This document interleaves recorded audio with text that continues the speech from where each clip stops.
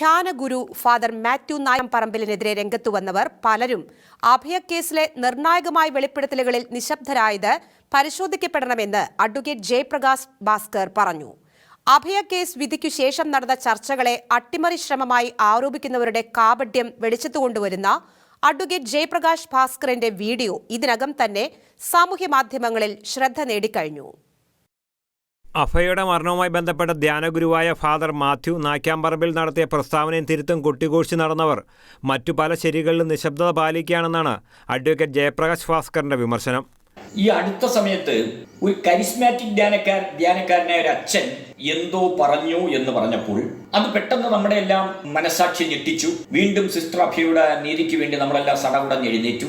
മറുനാടൻ സ്കറിയ വീറോടെ, ആവേശത്തോടെ, രോക്ഷത്തോടെ ആഞ്ഞടിച്ചു. സ്വാഭാവികമായും കൊല ചെയ്യപ്പെട്ടു എന്ന് വിശ്വസിക്കപ്പെടുന്ന അല്ലെങ്കിൽ കൊല ചെയ്യപ്പെട്ട കന്യാസ്ത്രീയോടുള്ള ആ നിരാലംബയായ പെൺകുട്ടിയോടുള്ള അനുതാപം, അവർക്ക് വീണ്ടും വീണ്ടും നീതി നിഷേധിക്കപ്പെടുന്നതിലുള്ള നമ്മുടെ ധാർമ്മിക രോക്ഷമൊക്കെ നമ്മൾ പ്രകടിപ്പിക്കും. എന്നാൽ ഇതുമായി ബന്ധപ്പെട്ട് മറ്റൊട്ടനവധി ചോദ്യങ്ങൾ ഉയർന്നിരുന്നു. ആ ചോദ്യങ്ങൾ മഹാഭൂരിപക്ഷത്തിന്റെ സെൻസിബിലിറ്റിയെ അലോസരപ്പെടുത്തിയില്ല, നമ്മുടെ മനസ്സാക്ഷിയെ ഉലച്ചില്ല. പ്രഗത്ഭരായ 2 ഫോറൻസിക് വിദഗ്ധന്മാർ ഈ ചോദ്യം ഉന്നയിച്ചു.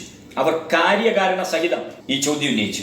ആ ചോദ്യവും നമ്മുടെ ചില മാധ്യമങ്ങളൊക്കെ ഏറ്റെടുത്തു. ചില മാധ്യമങ്ങൾ ഏറ്റെടുക്കാതിരിക്കാൻ കഴിയാത്തൊരു സാഹചര്യം ഉണ്ടായപ്പോൾ അത് ഏറ്റെടുത്തു. പക്ഷെ അതും തുടർ വിവാദങ്ങളിലേക്ക് പോയില്ല. കാര്യം ആ ചോദ്യത്തിന് മറുപടി പറയാൻ ആർക്കും താല്പര്യമില്ല. നിരപരാധികൾ ശിക്ഷിക്കപ്പെടാതിരിക്കാൻ കേസുമായി ബന്ധപ്പെട്ട വെളിപ്പെടുത്തലുകൾ നടത്തുന്നതിനെ അട്ടിമറി ശ്രമമെന്ന രീതിയിൽ ചിത്രീകരിക്കാനാണ് ഇവരുടെ ശ്രമമെന്നും കേസിന്റെ തുടക്കം മുതൽ ഇത്തരം ശ്രമം ഉണ്ടായതായും അഭയ കേസിൽ ഒരു നിരപരാധിയും ശിക്ഷിക്കപ്പെടാതിരിക്കാൻ ശ്രമം തുടരുന്ന അഡ്വക്കേറ്റ് ജയപ്രകാശ് ഭാസ്കർ പറഞ്ഞു.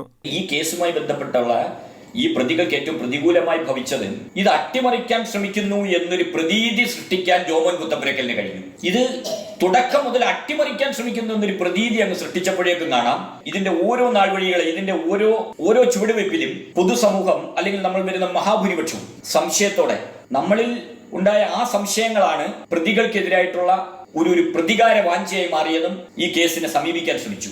അഭയ കേസുമായി ബന്ധപ്പെട്ട് നടത്തിയ പ്രസ്താവനയിൽ ഫാദർ മാത്യു നായ്ക്കാമ്പറമ്പിൽ ഖേദം പ്രകടിപ്പിച്ചിട്ടും സമൂഹ മാധ്യമങ്ങൾ വഴിയും മറ്റും വ്യാപകമായ വ്യക്തിഹത്യയാണ് നടന്നത്. തന്റെ പ്രസ്താവന തിരുത്തിയിട്ടും അസഭ്യവാക്കുകൾ പറയുകയും കുറ്റപ്പെടുത്തലുകൾ തുടരുകയും ചെയ്യുന്നവരുടെ യഥാർത്ഥ ലക്ഷ്യം മറ്റു ചിലതായിരിക്കാമെന്നാണ് ഒരു വിഭാഗം കരുതുന്നത്.